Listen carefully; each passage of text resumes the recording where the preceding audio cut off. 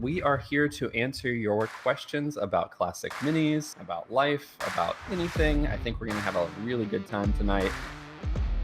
I always try and say, don't I, that my channel is about getting rid of the black art of working on minis. For me, getting the minis, it was I had a newer mini. 2007 was one of the BMW minis. It was a Cooper S, and I found out about classics. I'm like, you know what? That's what I want. That's what I want. There you are now. Hello, everybody. Amazing.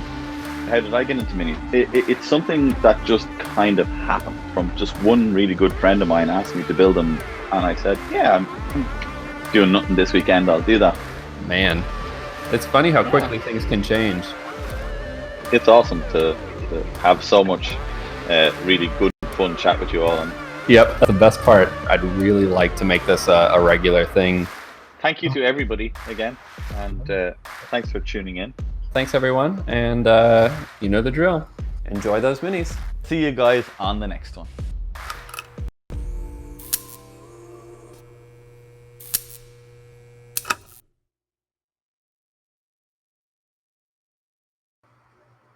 Hello, everybody. Welcome to our first episode. Hello, all. How are you? Welcome here to what is going to be our new monthly feature. Hopefully we are coming through loud and clear right now. If there are any sound issues, go ahead and let us know now in the live chat. We'll make sure to get those ironed out. But get started here. Yeah, absolutely. Hopefully I have a new mic setup, so hopefully I'm a little bit clearer today and we won't have any feedback. Cole has got his AirPods in, so we are making this happen. Yeah, so I suppose, do you want to tell people a little bit about what we're doing, Cole? Or yeah, absolutely. So this new show, which we are calling Let's Talk Shit with Paul and Cole. Paul Hickey from HRE, that's Hickey Race Engineering, and of course me, Cole, from Classic Mini DIY. This is going to be an ongoing, every month live stream that we're going to do together. We're going to talk about cool topics, things that are going on in the mini community, car community, going to share some cool facts, and then of course, at the end of each episode, we're going to be covering a Q&A section, so you guys can ask any questions for us to answer, and hopefully we can get any sort of mini issues you might have ironed out. How was that, Paul? You think that was a good enough intro? Yeah, I like it. Yeah, I'm just going to chill out over here and listen to you making it all happen. As always, I suppose this is only possible, in fairness, because Cole has been so gracious as one, the host, and two, one of the tech guys who has sorted all this out and made it happen. We have our beautiful intro video there that just rolled, which, in fairness, we have to give a bit of credit to our famous video head, Billy, who did that little edit for you guys to watch at the start. So thank you very much, Billy. He'll be in the chat here. Yes, thank you, Billy. If he can get his head into the room, he'll be able to do that. So yes, thank you very much, Cole and Billy, for making this all happen. As usual, I'm going to hang out here and talk loads of shit, and everybody else is making it all work. Well, that's why we want you here, Paul. We love the shit talking. I mean, that is exactly what this show is about, and it's about having a good time and just good. Learning, but also just talking crap. So, all right, cool. Today, for our first episode, we are going to be covering and talking about electric or EV classic minis. I'm very excited about this. It's something that's come up in the mini community quite a bit over the last few years, and there have been pretty cool kind of updates and things coming out this year, and it's interesting to see where this might go in the future. So, yeah, absolutely.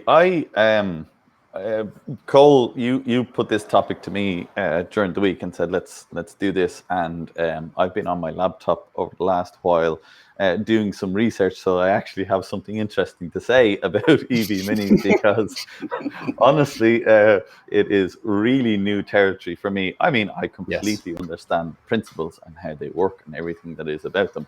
But yeah, I see it in my feeds all the time, pictures in my Pinterest and my Instagram, my Facebook feeds, but I tend to look on it as that's interesting, not something that I Yep. have actually delved into. And I have to say, looking at all this stuff, wow, this has grown exponentially since the last time I think I did any looking at it. Yeah, it's quite mind blowing. I'm in the same boat as you, so don't worry. I have. It's always been that thing that's like, man, I'd really like to do that. I'd really like to think about doing that or learn more about it. But it's always been like, well, but I have this A series engine, and I really like that too. And so it's always been on the back burner. But with everything that's popping out and all the new stuff that's been coming out these years. I think that it's a good time to start talking about it, or at least start learning about it. It's Yeah. what, whether we like it or Yes. not. I think it's going to be some part of our future. You know. Yeah, 100%. I mean, I've had one or two of my customers over the last sort of year, I suppose, who have given some thought towards it, and I haven't steered them either to or away from it, because really and truly, up until very recently, there's just very little about it. And I think, we're going to talk about the sort of kits that exist out there now, but I think it really is only in the last year or two that has actually been something. Up until that, I think EV has, with a Mini anyway, has always been something somebody has done at home pretty much, and has Yeah.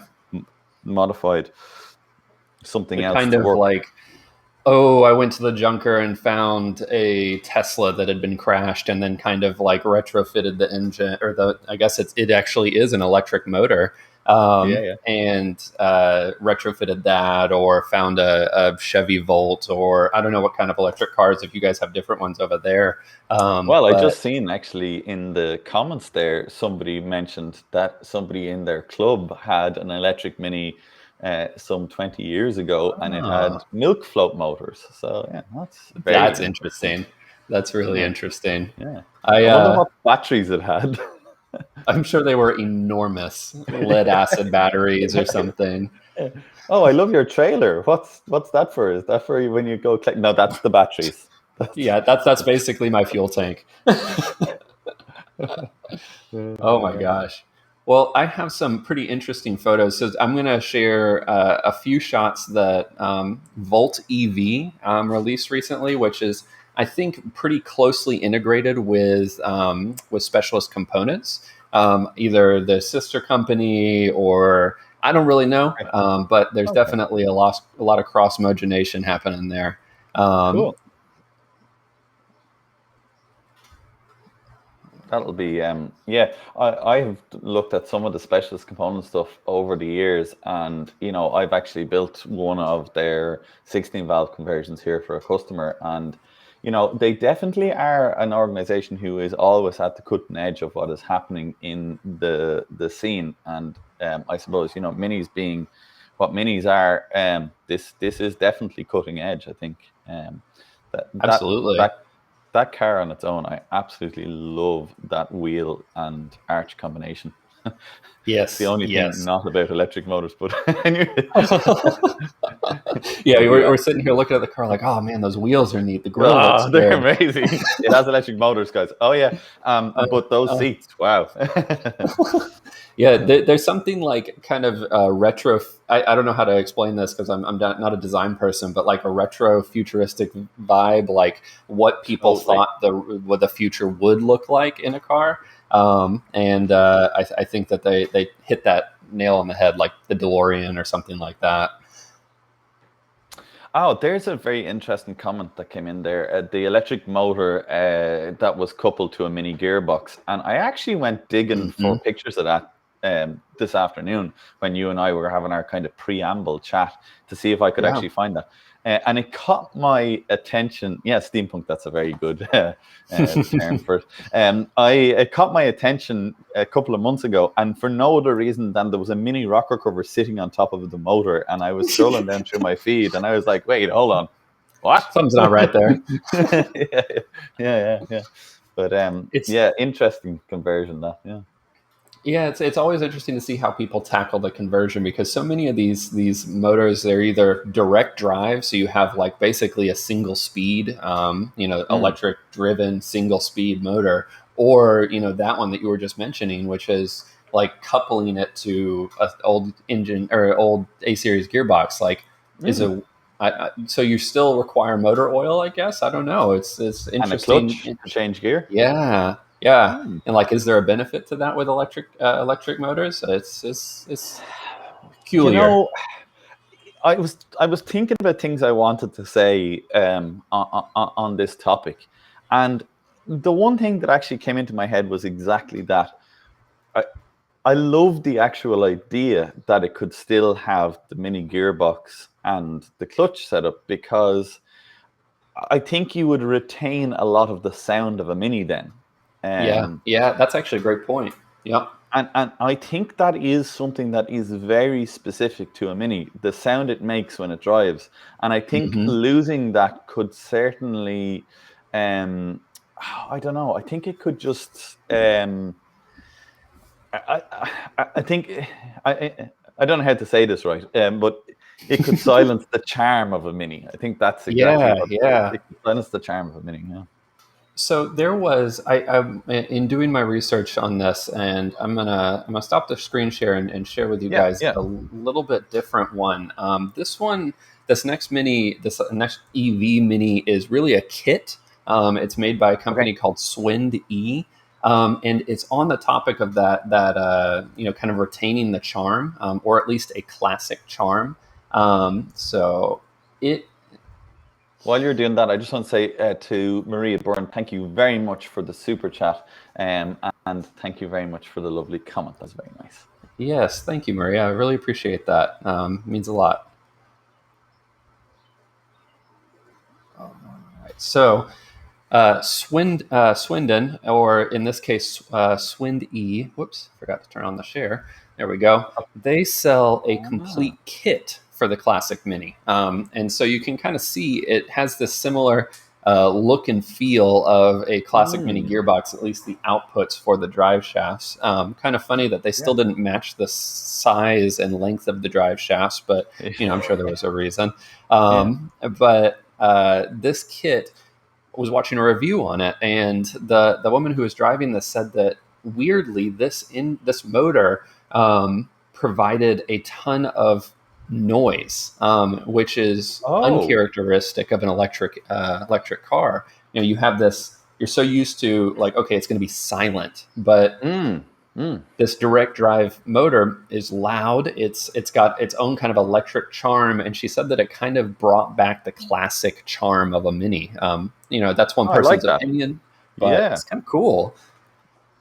Well, we were talking about earlier on the guy with the milk float and the electric motor and the milk float. They always, I don't know if you guys ever had those in the US, but the ones that were around here always had this really um and actually kind of akin to a mini. They had this very specific kind of noise they made. I don't know what Hmm. style motor they were. I think they were an induction motor, but I'm not 100% sure on that. But they made this really very distinctive whine when they accelerated, which I could see how that would bring charm into a mini. Um, I'd be interested. Sorry, actually, just to go back on one, but we can kind of jump back and forward on these. The EV, the E Volt one.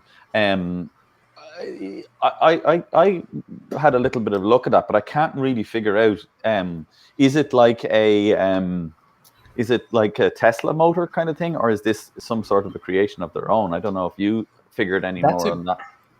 I think I found to be I got kind of in the same place. They didn't have a Mm, ton of information, yeah. even like specs, speed, none of those things that I could find on it. And I think it might be because it is kind of one of their own design. I can Okay. imagine Yeah. that Yeah. they're probably going to be, releasing a kit or something because, every company that's doing these is kind of out to at least make some money off of them, I would bet. And Okay. Yeah. Yeah. Yeah. but I think it's more in the prototype phase for that one at least. Yeah. Okay. Yeah. Yeah. Yeah. The Swindy kit, as you were saying, yeah, it has been nice. Is that a gearbox or is it still kind of a single speed thing? So that one is a single speed gearbox. So that whole thing that I was showing a moment ago is the motor and the transmission together. But Yeah. what's interesting about the kit is you go look at the pricing and you're like, okay, this kit, it's pretty expensive. It's about 8,800 pounds or about 12,000 US dollars. And Wow. you look Okay. into the details of that, and it doesn't actually include batteries. So if you want to Oh, get batteries on top of that. The batteries do live above that electric motor okay. in the engine bay, but it brings the price up pretty substantially to almost 1,200 pounds, British pounds, or about 20,000 US dollars. It's wild. Ooh, Yeah. wow. Yeah. Wow. That is expensive. I haven't seen any figures from eVolt or Volt yet, as to what their kit is probably going to come at either. But interestingly, I did uh, show you, or I talked to you a little bit earlier on about the Electric Mini Netherlands Mm-hmm. conversion.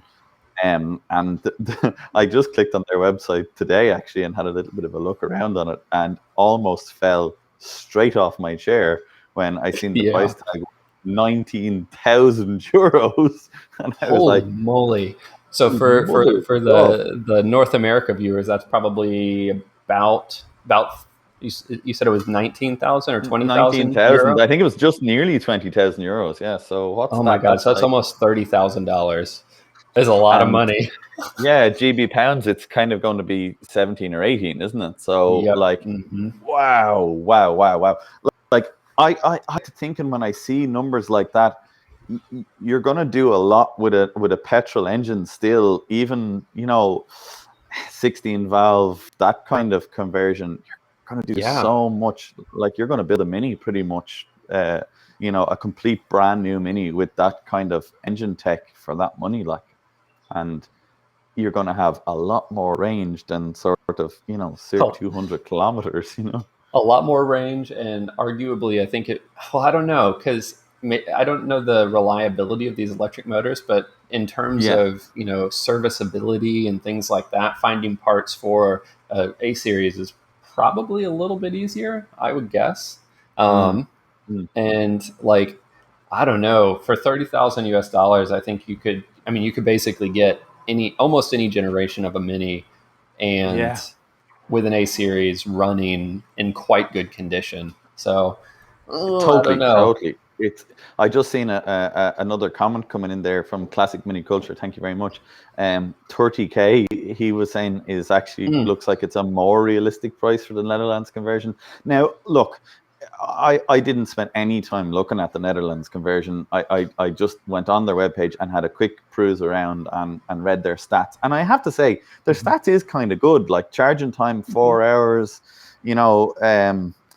100 kilometers an hour is like 60 miles an hour, and a range of, they're saying more than 250 kilometers.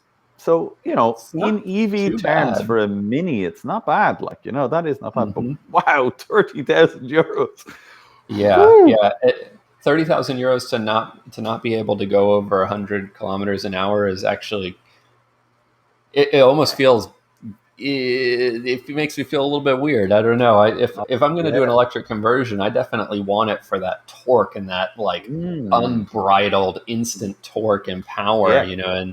And if I can't, It's maybe got that's why those folks use the original A series gearbox. Maybe it helped get up to those higher speeds. that might well exactly be what it is. And I was, like you hit on a really good point there of, if we're going to sell this conversion to the future mini enthusiasts, like Hmm. you're going to have something, like so far, even, the two of us being petrol heads and sitting here, what is going to get you and I off our fence of petrol headishness Yeah. to go this road? And, I'd be a willing enough candidate to have an EV mini because like Hmm. I'm a tech head as well, and I love tech. So, to have Yeah. something cool and unusual, and I live very near the city centre of Dublin, so a 250 kilometer range on a 4 hour charge means I could go in and out to the city easy 10 Yep. times, like, so, like, yes, but I mean, if you hit me up with 30K, I think that we're definitely in those beginning stages, the early production stage of these things, and there was someone here. Drew's page mentioned that the price. He doesn't have a doubt that the price will come down as the scrapyards start to fill up with EVs instead of petrol cars, and that's a really good point. But the range piece that you're talking about, the difference with an EV, and it's something that I have to kind of frame my mind around, is that your car is always, assuming that when you get out at home, you plug it in, you are always going to have a full tank. So you're yeah. never going to be in a situation where you're like, okay, I've driven somewhere, I've driven home, I've driven another place, I've driven home, and I have no more battery left. Or at least it's probably going to be a little rare, because you're always going to be plugging it back in. So you always have full range from your house out to a different place. So, Yeah, yeah. It's a different frame of mind. Yeah, look, I think if the price wasn't such a big stumbling block, then a lot of the other stumbling blocks would be easy to push over. Like, Yes. I get that there's an argument out there, and I completely feel it. Like, I think EVing a 61 Cooper S would be crazy. I Yeah, it kind of just hurts don't. me. Yeah, I just don't see any reason why we should do that, because I think we have a duty as the group we are to make sure that people remember what history was. So I think that's very, very important. But then we also have a duty of care to not only the environment, which is something that is close to my heart, but also I think we also have to make these vehicles live on as well. And that's going to be Yes. critical. And as petrol changes, a comment came in earlier on, which really tricked my mind. And they were just talking about the introduction of higher ethanol fuel. And I know on our last chat, we did bring this up about fuel hoses and stuff like that. But Yeah, fuel lines. there's going to become a point when ethanol it will be at such a high value in fuel that you're going to have do some very drastic modifications to your A series carbureted engine for it to run. Like, That's a really good point. I mean, getting these older engines it's one thing if you have an MPI or an SPI that's already got fuel injection, and you just only have to modify it a little bit to make it, a little bit to get it to run, ethanol or high content of ethanol. But these carbureted engines are not going to have the same ease of switch. I mean, people are going to have to run a return line, and they're going to have to switch to some sort of throttle body injection. All that kind of stuff. So it's going to be an interesting period of time, and I think there's a lot of room for innovation there too. I wouldn't be surprised if we start seeing things that look like a carburetor but actually have like an injector in them or something. So you get that old look of a carburetor. But that company, and I think they're an American company, that does the throttle bodies that are like a Weber, and I'm not even going to try and pronounce yes, them because I'm going to make a bump of it. Is it like Genevieve or something to that? yeah, I think it's Genv or Envy. Genevieve or Yeah. something like Oh, that. I'm glad you're Um, struggling with it too. Yeah. Oh, yeah, yeah, yeah. You can always rely on me to struggle with random With names. words and Oh, names. yeah, me worse. Yeah, yeah, yeah. A quick There we go. hello to Adam Campion. Hello, Adam. Another Hello. fellow YouTuber of ours. So there is something that I was thinking about though, and it's it's on the topic of which cars you would do an EV conversion to. You Mm-hmm. kind of mentioned it with that 61, and it's like I almost get. I already feel kind of weird about big major engine conversions in older cars. If you're butchering the car a lot in order to make it work. But like Adam. thinking about folks who are swapping over an original Cooper S or a Mark One body shell to an electric motor, that's kind of scary. I mean, like I don't know. For me, I would personally be purchasing like a heritage shell or something like that, because then you get like something brand new and you can kind of make a mini. Totally. And, I can see that there may well be a place in the upcoming years for new body shells to come back online, a bit like happened with Yeah. the Volkswagen Beetle, where there could be a complete Oh. new production run of EV minis. And I think that would be something I would really embrace because, Yeah. like, wouldn't that be just awesome? I mean, I don't ever see it being a big production run. And I know that one of their biggest single barriers is going to be safety, isn't it? Because the Mini, Sure. inherently is not going to meet modern safety standards. The classic Mini is not going to meet modern safety standards. But if that could be overcome, or they could figure some way around that, it would be very interesting. Well, I think I don't know. We have kind of different rulings around that safety stuff. So if like a big car manufacturer like Ford or Chevy or somebody like that wanted to build a brand new car, they have to meet all those brand new safety regulations. But Mhm. companies who are not building the complete car, or are falling into this like really niche spot of custom cars, can get away with a lot of this stuff because they are building a custom car, and then in that case it only has to meet much more relaxed rulings. And I don't know, maybe there's something that grows out of that in the European nations or Australia or all these different places. Totally, and to not to get all Greta Thunberg about this, but maybe we need to encourage motor manufacturer guidelines to be like, well, how are we going to get more buy-in to EV? Well, Yeah. if like, I'm thinking of me as a classic Mini enthusiast. If somebody said to me tomorrow that for 20 or 30 grand, I could go down to my local, car sales lot and buy a new EV classic Mini, that would appeal to me, I think.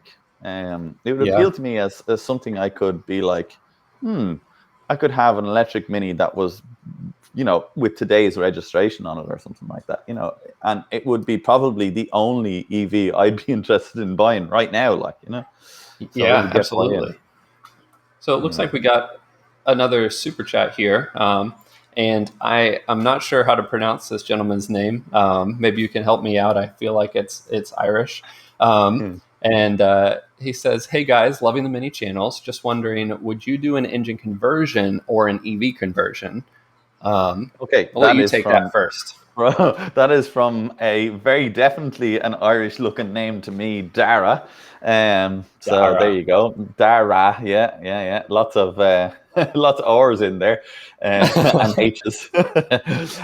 Dara, that is a really good question. And thank you very much. I'm glad you're loving the channel. Yes, Um, thank you. oh, an engine conversion or EV? Wow. That I'm going is to tack really onto that interesting. too. What Yeah, kind of yeah. engine conversion if you did It's that route? Yes. Okay. I'm gonna just jump straight in here. You and I, Cole, talked about the smaller Volkswagen engines. I think wasn't that Hmm. what we were talking about the last time? And Yes. they really interest me. But I'm gonna throw one really far out there. What about something like a hybrid engine conversion? What about Ooh, that okay. idea? So hybrid engines are getting smaller and smaller. Toyota are doing some brilliant Hmm. work in that world, and Toyota seem to me to be, seeing that as the next 10 years, I think still. So Ford EcoBoost, yes, they're definitely a good engine. Um, but yeah, imagine if we could do like a 1 liter hybrid, so that we could do electric a lot of the time if we wanted to, but we have the no range anxiety on electric and horsepower.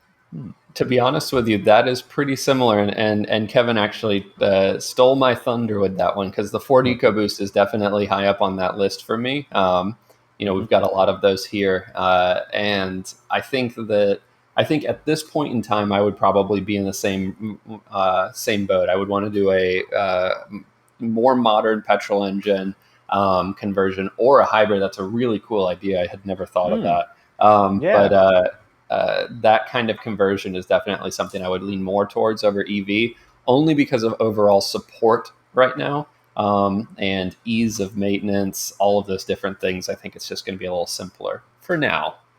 For now, and then when the price of pure EV starts to come into the realms of reality, which, let's just face it, I mean, I think we can really safely say that €30,000 on a Mini right now is not the realms of reality. That is not your average Mini owner. Is not got that kind of cash No, kicking around. absolutely not. That's not what we spend on our Minis. So, They're I also mean, people who are buying that are not buying it to drive around as much as we are either. You know, these are the same folks who are like, am I going to buy a David Brown Mini or an EV Mini or, you know, a Super Cooper or something like that, something fully built, fully, you know, turnkey out the door.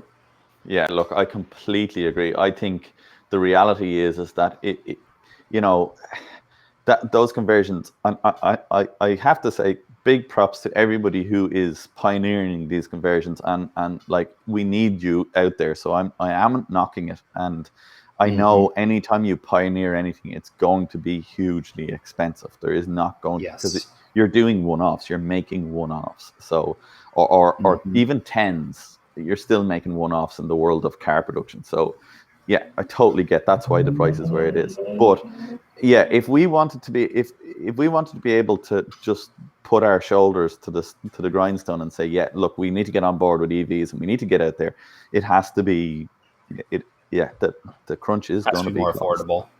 Yeah, Yep. It it is. always and it always boils down to that too. I mean, it's like, Mhm. unfortunately, even in some of these like big environmental impact things and the you know, on a much broader political scale, it boils down to cost so many times, and I think we're in the same boat with the electric car conversions. Totally. I don't. I actually think, I completely get the idea of people not wanting electric motors replacing the A series engine in a Mini, because what would you do of a Saturday? I mean, Yeah, you wouldn't have to work on the car. Like, switch it on. do you just drive it? Like, what? Who would just We'd have drive their car? we would have all these working Minis and all these people just sitting around the place not knowing what to do. Forums would collapse. That would They be it. collapse. What do we complain about? Yeah. What would we talk about? All of those Facebook groups of, my car won't go forward. How can I make it go? It would just end overnight. Oh no. It'd be crazy. Some interesting stuff. I suppose we should say hello to a few people. So, in fairness, Kevin, Yes. you have been commenting away. Hello, good to see you here. Thanks for joining us this evening. I don't Jamie know if. had a pretty good question here. Any Oh yeah. YouTubers out there that are working on classic EV minis you can recommend? Um, Oh. you know, that is a good question. There is a channel that I am watching that is doing an electric conversion, and for the life of me, it has escaped me. It's like, oh, goodness gracious, If classic anybody mini knows, put it in the car comments. culture, maybe classic Hmm. car culture, classic mini Oh, car culture. He's in the chat. very good. Oh, you're in I the don't chat. know. You're here. I Oh. don't know if he's the one or not. I hope he's the one. Insert foot into mouth. Oh yeah, we're down with the YouTube community. We are. We only watch our own channels. I don't even watch Cole's channel. It's not. It's not. Wait, Paul, you have a channel? Yeah, I don't just hang out here, Cole. Is it you, Classic Mini Car Culture? I see you in the chat. Tell us, are you doing an EV Mini? We are very interested. And if it's not you, just say yes anyway if you have a YouTube channel, because people will go and watch. Oh Lord. Oh God, yeah. Yeah, that is very yes. Yes, There we yes. go. Yes, thank Amazing. Well, go you. check out his Yes, channel. It is awesome. I'm not up to yeah. date. I'm probably 2 or 3 episodes behind right now, but I am definitely very Same, interested in that absolutely conversion. the same. Yep, I'm. Has he got more than 2 or 3 episodes? Oh, I'm so sorry. I am going to go and watch all of your channel tonight. If you have 100 videos, I'm going to be awake very late. my humblest apologies if I haven't seen. Oh, do you know what? This is actually.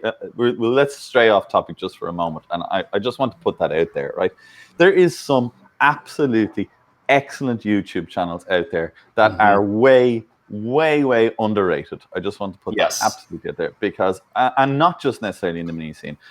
So let's give out to YouTube for a minute. Make more Mm-hmm. people see more good content. It so is. I mean, I've been incredibly lucky to have gotten good traction on YouTube early doors, and thank you so much to everybody who is tuning in and giving me that traction. But it really does upset me when I see that and see such really good channels out there that I miss. And then when I find them, I'm like, how have I not seen this? So Yeah, like how has this been flying under my radar? yeah, totally. Maybe that's something that we will include in our monthly chats. Let's give a shout out to a good mini Yeah, channel or to a I good like channel. that. Let's do that. I think that's a good thing. Mm-hmm. So classic mini Like a culture, you are the first one. Yep, like a channel showcase. Yeah, I think so. Yeah, yeah. Alexa. Sorry, my Alexa turned on. Oh, she wanted to do a classic mini showcase herself. Go Alexa. Yeah. Yeah, I'm just waiting for Siri to jump on now in a minute and be Oh yeah, like, don't say you her Alexa. name. Don't say her name. She'll know. Yeah. Loads of other people's. Hey Siri. Just sorry. Oh, terrible. Oh man. Open YouTube and go to HRE.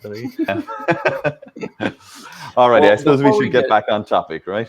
yeah, get back with the program, man. Come on. So we are going to start a segment as part of these live streams called well, let me just pull up the caption and I'll let you guys see it. As a motor of fact. And this small segment, after we talk about, the main topic of the channel, we're going to dive a little deeper into fun mini facts, anecdotes, car facts, things that, you might not know and are just kind of fun to learn about. And I think we have a really good one. Paul, if you want to start us off, you can kind of go into our topic I of the will. evening. So I'm going to have a little laugh about the motor facts first, anyway, because there is a tiny little inside joke here, which I'm sure he's going to get me on the next one. So I'm going to just have a go at him here on this one. So yeah, Uh-huh. Cole has. Well, I think he's beaten me, and I have a garage, so I don't know. Hey. No, that's unfair. On a group that both myself and Cole chat on a lot. Cole regularly tells us about how he's taking out his motor, which I think roughly translates into motor. But I'm not 100% sure. We, in the English-speaking world over here, call it an engine. But anyway, and EVs have motors in them. Yes. Yeah. All right, I think Oh that's enough no. digging. Sorry. I'm sorry. I really like Cole, I swear. Okay, so a motor of fact this month is going to be about EVs. Oh, shock, horror, amazing. Surprise. And believe it or believe it not, that electric motors are actually not new to minis at all. They aren't. Wait. So my understanding was the classic EVs or all of this stuff has kind of been a newer thing. Big conversions, all this stuff's kind of been picking up because of the EV culture outside of minis, Teslas and all that baloney. Totally. And this all seems to have stemmed, and we'll go into a bit more detail about this, but it all seems to have stemmed back in the 60s. In the UK, there was the Great Western Electrical Company, I think is the name of them. Hopefully I'm getting that right. If I'm wrong, please correct me in the comments, but it's something of that nature. The Great Electric Western Company did a bit of I think it was like a challenge, to the motor industry to see some electric vehicle conversions. And the first one, I think, mini-wise, was in fact I think it was a Countryman, an Austin Mini Countryman. Yes, an all-steel one. I went ahead and tossed up some photos that we found here on the internet, which are pretty cool. from what I understand, there were actually two electric Countrymans. One was a Woody, one was not, and they had initially like a conventional A series engine in them, but they transitioned away from that to put electric motors in them with direct drive in the front wheels, standard carbon pile resistance controller, all this stuff that I don't really know about. I'm just kind of telling you guys what I read, and it's pretty interesting stuff. I mean, and this was in the what, late '60s, early '70s, and Yeah.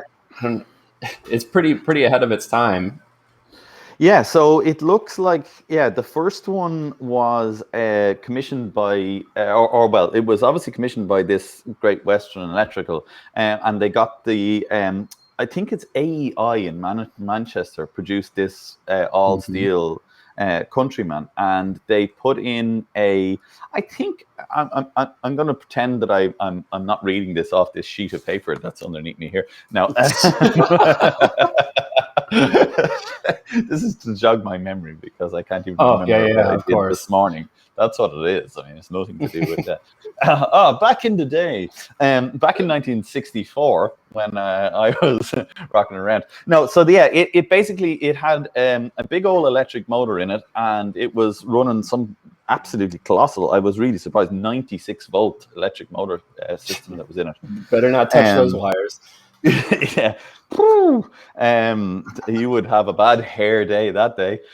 Yeah, no joke. Here's a photo of But that electric motor too. oh man, looking into that engine bay, this really got me interested because I was like, what is all this stuff on the sort of, well, what would be the driver's side of that car on the inner wing? I was like, what is all that? And then when I looked a little bit deeper, they actually controlled the speed of the motor with pulse width modulation, which I had no idea that was even a thing in 1960. That blew my mind. So yeah, because pulse width modulation is a thing that we are using now. So if you've bought yourself like a really cool DIY, DeWalt or Milwaukee or one of those electric drills, Hmm. there'll be like one for like $100 or £100, and then there'll be one for like 200 and something or 300, and one will be, it will say it's a brushed motor, and then the other will say it's a brushless motor. Well, the ones that are brushless motor, they use pulse width modulation as a way of controlling the speed of those motors. Really? And yeah, it's just amazing to me that they were implementing that technology in a Mini so long ago. It's That's really, so really funny cool. because if I rotate my camera here just a little bit, you can't see it, but I actually have a brushless DeWalt drill back there, a brushless Milwaukee stuff, and they're amazing. Yeah. And Makes me wonder, while these folks were using this technology in a much bigger scale, Hmm. how long it took to get to a much smaller scale, like these drills and ratchets and all these different things. Very cool. I think it actually, from the reading that I did on those articles earlier, it seems to actually have been the crunch point. I think it pushed the price of the thing through the roof, and they weren't able to actually go ahead and produce that car, or it wasn't viable for production. And I would bank on it being down to the fact that those controllers were too expensive. Yep. So yeah, that is kind of very interesting. So yeah, the second one then was a Countryman again, I think, wasn't it? But maybe more of Hmm. a Woody. Yeah. Yep, yep. The Woody, and as far as I understand, the steel one, the full steel body one, actually still exists and is in kind of loose working order in a museum in the UK. I don't Wow. recall the town, but Okay. they still have that. The Woody one does, as far as we know, doesn't exist anymore. But Okay. if you wanted to go see one of these, and see this, like, here's the huge battery array that lived in the boot or the trunk of the Mini. Wow. That you can do that. You can still see this. That's really awesome stuff. I can see in that picture that just went by a minute ago, they had like, it's obviously a massive old ammeter, like you would see if you ever, Yep. yeah, absolutely. Look at that. It's like something you would imagine that you would see that if you've seen a documentary of an old power station, Yep. Yep. and And they're like tapping on it to see if it's yeah, working, and totally. it's just Wow. wild. It's amazing. Yeah. Electric It's funny technology at though, all. like Look down here. There's no clutch pedal. That's been No. removed. You've got the high beam indicator or the high beam button. Assuming that's what that Yeah, still yeah. is. Oh, I You think know, so. Yeah, it's yeah. still on the floor. Just relocated a little bit, but that's so funny. And still that tiny little accelerator pedal. You know, Yeah, yeah, yeah. Gotta be. Yeah, yeah. In those the one that days, you have to yeah, just press with your big toe, nothing that's else. all. Yeah, that was all you needed. Yeah, that was all you needed. You fire up the pulse width modulator and down the road you go. It sounds like something from Back to the Future, doesn't it? Yes, yes. Yeah. Classic Mini Culture actually mentions the fuse box. I think that's what this unit is here. He says that it's actually from a domestic house. Uh, Oh wow. And I presume, yeah, look, that makes perfect sense too, because in those days, what was dealing with 100+ volts was that type of tech. It was yeah, those ceramic fuses with, that. Yeah, wow. When you think like those guys in AEI must have had, uh, they had a quite the morning's brainstorm, I imagine, when they were presented yeah. with this task. Like, I went, They hold got on a now. big old warehouse full of brains over there. Yeah, yeah, That's some yeah. serious stuff. Amazing. Yeah. Yeah, totally. That second one, I read some very interesting stuff on it. They changed things a good bit, I think, for that second one to try and bring cost of production down. It seems, Huh. um, certainly. But one of the bits, it's a talking point that, for me anyway, I think was the bit that I was most interested in was they changed. They had problems with the battery. I think they were using Huh. like an Exide battery, and they were having troubles with it. And they changed to a Varley dry cell battery. And to me, this was crazy when I read this, because Varley, to me, is Varley Red Top, which is the dry cell battery that is synonymous in motorsport with being the one you would use as a sort of Oh, as a replacement for your lead acid battery. they do that for safety, right? I mean, so that if in the event that the battery becomes dislodged or the car flips over, you don't have liquid acid or something that would be draining out of the battery. Absolutely, and lightweight, obviously, because if you have a battery full of liquid, it's heavy. Whereas if you've got a dry cell Yeah. battery, it's lighter. So you've got dryness and safety. They always were a compromise on cranking amps, but in a race car, in Oh, most right. cases, that wasn't such a big deal. But it's just, to me, when I read that, that information on that website, I was like, wait a holy minute, they can't be the same Varley. And then I googled a bit, and it is. Yeah, they're producing batteries Really? since the 30s. Like, it's phenomenal. So that dry cell battery technology actually still existed then, Yeah, or yeah. existed And already, I should say.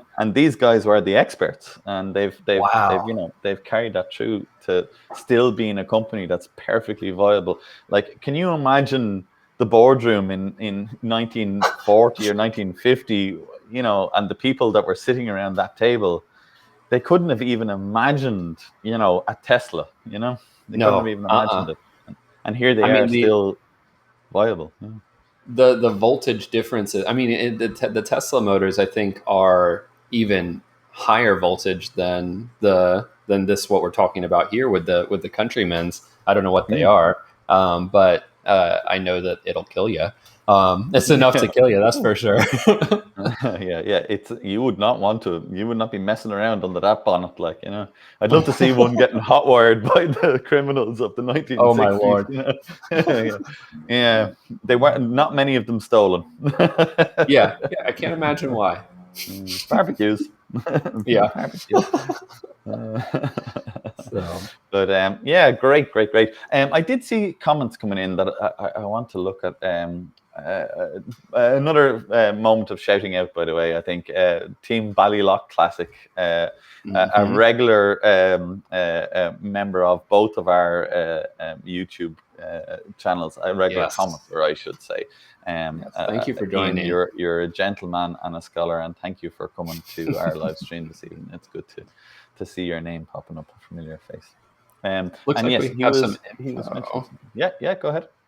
Yeah, the museum that Countryman is in is Abbey Pumping Station Museum, and is that Leicester? Leicester?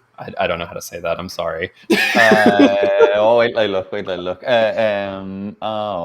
Is it Lancaster? No, it's not Lancaster. Where is it? Leicester. Leicester. Yes. Okay. It's in Leicester. Yeah. Very good. Yes, it's in All of Leicester. these Yes. British names have like missing words or missing letters in them. It feels like the Gloucestershire, which I think is the right way to say it, Gloucester? is not spelled. Is it really Gloucester? Stop it.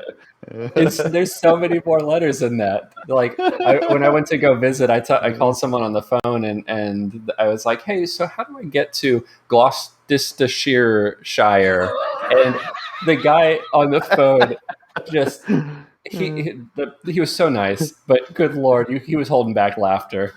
It was a struggle.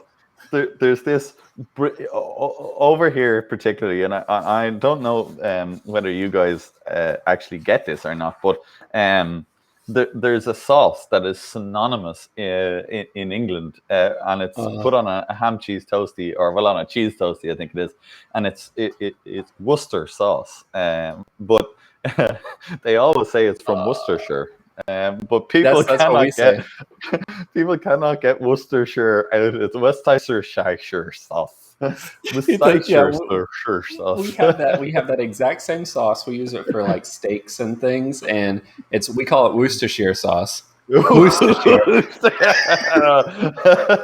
The Worcestershire sauce. That is epic. Yeah. I have a challenge. Drew's page has said, "Cole, please say." Okay, so I'm going to say it how I think that it's pronounced. I'm sure it's wrong. Is it Loughborough? That's not how that's that's not how it's supposed to be said. Remember I said the name of the crowd, that the lovely guy Ian, he's from Team Ali Loch Classic. Yes. There's a good one for you. That'll help you now, right? So Lough. Loughborough. Very good. There you go. Yeah. English lessons with it. Cole and Paul. Yeah. Which is hilarious because Paul is an Irishman. Yep. And you're an American.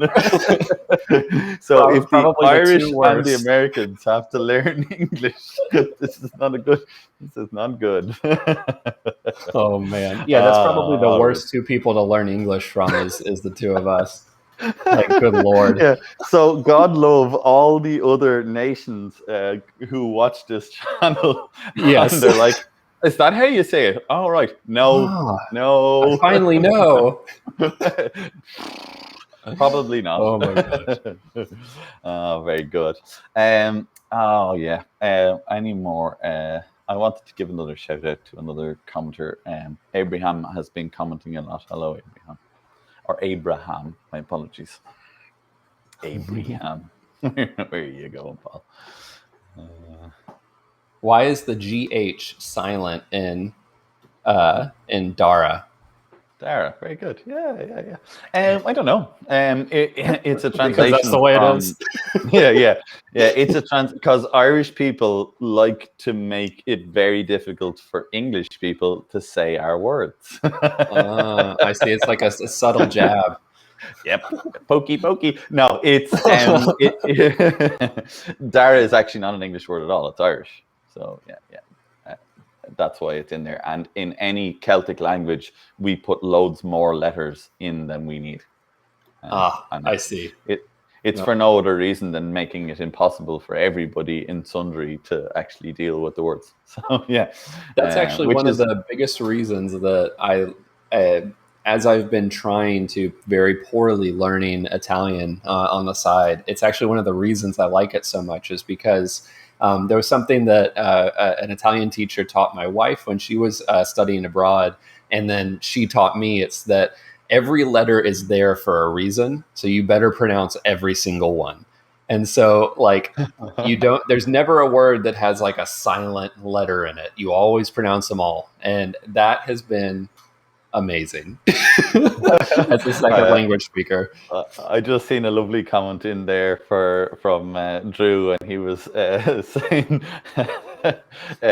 to just get it to go Welsh with it, add 10 more L's, and Yes. that Welshifies it. I love listening to Welsh people speak. To me it is brilliant. Yes. I love It is the super sound of it. cool. They have a very, very unusual and cool language. One that I struggle to read and to speak, but as I'm reading signs and things, but it's beautiful. Can't agree more. Oh, Billy is after setting you a challenge in the comment section. Any chance you know how to say? I don't even know what the letters. They're so weird next to each other. Kalmahay? Is that right? Nope. Oh. Nope. Go on, have another go. It's a name. Yeah, it's an Irish name. Saoirse is the one I think that gets everybody. I think in when they see Saoirse written, they're just like, there's far too many S's, H's, O's, E's, and A's. This is not a word. You can't put that many in one sentence. K-O him he. Oh God, I don't know. I sound like a boob. Billy's going to get in here. Billy put this in here because he knows I can't pronounce it either. So he's doing this to make a muck of me because I am brutal at translating Irish names into English. So he's having a good laugh. But he'll put Billy it up here. He'll put it up here phonetically now in a minute, I think. Yeah, please help us. Just want to let everybody know that we are in our Q&A segment. So if you guys have questions about your Mini, anything that you want to ask, Mini, life, other stuff, whatever, now is the time to ask. We are going to do our best to answer all the questions we can. But with this live stream, if you'd like to donate via Super Chat, all of the questions you ask with Super Chat are guaranteed answers. But like I said, we are going to do our best to answer as many questions as we possibly can. And we do appreciate all of those Super Chats. They go towards helping us to keep this going and keeping this live stream happening. So absolutely, yeah. The software behind all of this is definitely not a. It's not cheap. Yeah, we got a fright. I think the first time we were using a relatively free version of it for the first time, and then Cole had a conversation with me. And he was like, "Yeah, do you want to keep this up because we're gonna put some dollar up?" And I was like, "We're gonna put our money where our mouth is here." Yeah. So, Billy came back. There we go. It's Quiva. Yay. Quiva. Yeah. I never would have guessed that. That doesn't make any. There's an H in there. Where's the V? There is. Yeah. So MHE gives you your V somehow. I don't know how it does that, but that's good. Stick in Saoirse there for us, Billy, at some stage when you get a chance in the comments. Just so we can all see how it's spelled. Well. Yeah, he'll stick Saoirse in there, and we can do that. Just to say, guys, by the way, thank you again to everybody. And I know we've been given shout outs, and I know I missed a few people in the comment section. So to everybody who has taken their time to hang out with us, thank you so much. We do appreciate having you here.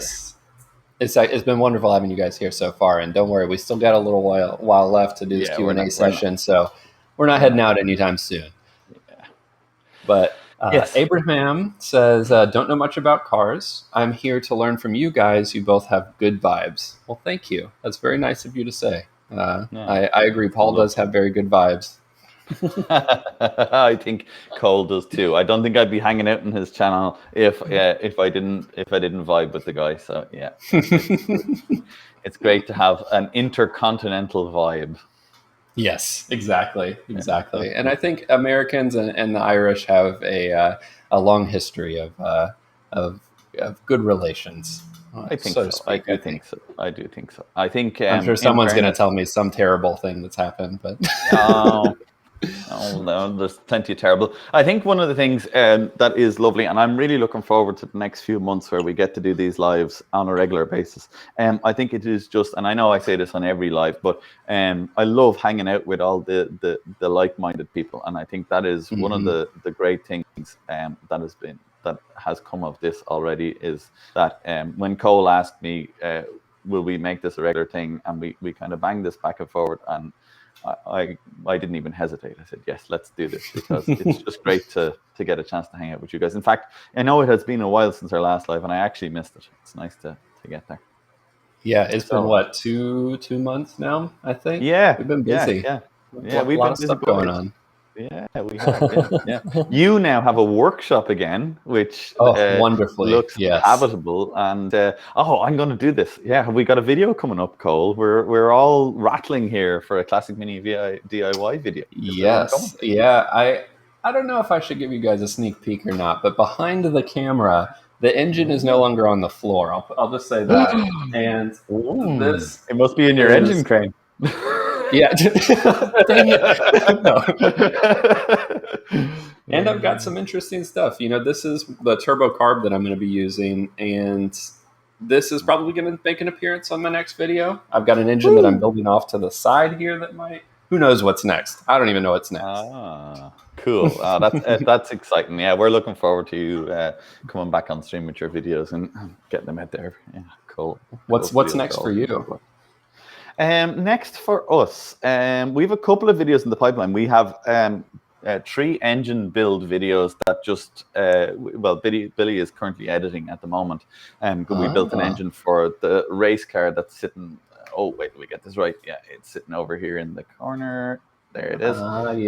Yes. Its engine just got finished up, and its gearbox got stripped on the last kind of major video that we produced. So we have some machining work to do on that. That's a video definitely coming. And yeah, we have some engine build videos. So yeah, that's kind of next on the horizon for us, I think. Yeah. Nice. Yeah, I saw that gearbox video. You did it in one take, basically. Boom! There was one break, but it was like not a break. Yeah. We got it apart. I think the time given was 20 minutes, which I was delighted with. And I imagine if I actually shut up, I could probably do it in half the time. But you know me. Yeah. Jibber jabber. Yeah. Got some questions coming in here. From Jamie. I'm going to pop this on the screen here. If we don't account for environmental benefits and look at performance only, is there a benefit to using a gas engine to generate electricity to drive the electric motors? Jamie, that is a brilliant question. And I think a lot of people need to start asking themselves that question. Yeah, so from a purely basic, and I'm not an engineer, so I'm definitely, I probably will get some of this wrong, but from my perspective, there was actually a car that did this. The Fisker Karma did this. They had a gasoline-powered engine that then charged the batteries that then drove the electric motor. And then there's been other cars like the McLaren that have done a hybrid model. But the generation of power stored, generally speaking, could be a way to do this in an efficient way. I mean, instead of having the raw power to spin the wheels, thermodynamics means you have to retain enough power and energy to drive the wheels. But generating that electricity with just a spinning, basically a overpowered alternator, I think it could be beneficial. I think it could be a way forward. Well, in my younger years as a plant fitter, one of the things I did a lot of work on was engines from what would be light rail. And in those situations, that's exactly, in all light rail situations, that's exactly what they do pretty much now. And it's an engine which is generating electricity to drive motors. Now, in most cases, it doesn't actually store the electricity so much as it pretty much just directly drives. Yeah. So the generators literally generate electricity and drive it straight to it. 99.9% of the reason, my understanding of why that was a thing, was packaging. You could have a locomotive up the front with a massive engine and a massive generator, and then you just needed some wires to bring that power carriage by carriage by carriage by carriage back the train. So Huh. you weren't trying to pull all of the carriages with just one locomotive. You were pulling the carriage with each carriage. That was the theory, I think. That's pretty cool. So, So that was the idea then. we did get a super chat from Mark B. And it came Okay. through separate. His question or statement here was separate, but going electric may be the only way to get my 81 pickup titled in California. Many options for battery placement. Oh, okay. Yeah, it doesn't surprise me. California probably is going to be one of the stricter states in the U.S. That's for sure. That's But That's very interesting to me. So is it that is the I know there's probably a bit of a joke in this, but me obviously not understanding how it all works in the US, mhm. there's an issue basically that when he says title, he can't get registration for his car. Is it because of So there's kind emissions of maybe two or two something? different things. Well, so you have federal rules, and then Okay. that's like environmental rules that come down from the tippy top, and then Mhm. each state has their own kind of supplementary or kind of similar rulings that are state specific. Okay. And then in each state, you have your title, which is what shows you who owns the car, and then your registration shows who it's currently registered to be used by. Ah, And so you can't register a car to someone who doesn't own the title. And in general, when you like lease a car or when you like buy a car in the bank, you got a loan or something, the bank actually holds the title with your name on it. mhm. And it's their form of saying like, okay, if you don't pay your bills because we have the title, the car is We can take technically it. legally ours. Yeah. Um, Ah. to bring you into the legal system of the United States there. Yeah, no, it's just very. I find that stuff. I could listen to that stuff all day long. I find it so interesting. So, I do yeah, too. because Totally yeah, do. 'cause for us, it's just so different here on obviously how vehicles are I suppose titled. I suppose yeah, because we don't have that extra level. So you have a registration for your vehicle, and that registration is handed out by the government on the importation of the vehicle. So we have in Ireland, we've got the VRT, which is they're the people who will hand that registration out to you, and they'll say, okay, this is a classic Mini. It was produced in this era. You imported it here and here. Here's your registration, and you can own that. But then Ah, anybody can pretty much drive that car as long as they have insurance and a license to drive. So you don't have to have any interesting. input on the actual owning of the car, I suppose. So yeah, Huh. the car is owned by a specific person, and even if you bought your car through say like hire purchase or through that option, you would be titled with the car, so you would get the name of. So like Yep. if you went in and took a loan out from the bank wouldn't get the title of the car. That would be in your name. Well, so There we go. we do get it in our name. It's just the bank actually has physical possession of the paper.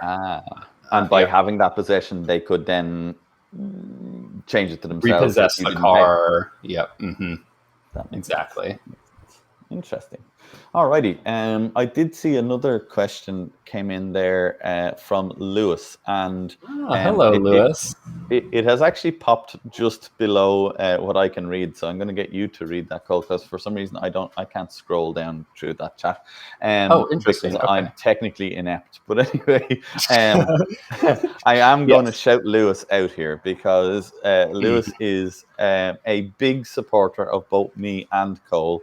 Yep. And I think it is only fair that we shout Lewis out and say thank you very much for your support and all of your help over the last couple of months, helping Yeah, us I out want with to the. add to that too because Uh, the thumbnail that you saw on this video was done by Lewis. All of the posters that are on my merch store done by Lewis, and he is an extremely talented artist, and I am yeah, so pleased to have been working with him and collaborating with him. So if you and guys like the he, artwork that is on the store, half of all of those proceeds go straight to Lewis, and the store has all of his artwork on there. So definitely go check those out if you like them. do He's wonderful. and he's going to kill Cole for calling him an artist because he doesn't believe he's an artist. But by God, Oh, I he's did it an on artist. purpose. He is, yeah, I did yeah. it on Both me purpose and after you Cole said that. are going to turn him into an artist. He is one day going to believe in himself. You are an artist, Lewis. I'll tell you what. If me or Cole are anything to go by, you definitely outrank us massively. Anyway, let's answer the man's question. Yes, What have yes. we got? I will read it. Yeah. I have a Q&A. If upgrading your crankshaft, you want 7,500 RPM, would you go for a reworked one from Specialist Components or SH Engineering, or does one have to go for multi-web stuff? And then on top of all of that, who makes a good crankshaft? Okay, great question. Absolutely great question. I'll jump in with my thoughts on it, and yeah, Perfect. you can add to that. So RPM and crankshafts is really governed by two things. Any crankshaft that is out there is a steel crankshaft for a Mini. There's no cast Mini crankshafts. They don't exist. Every crankshaft that was produced for a Mini ever was a forging. So they are steel.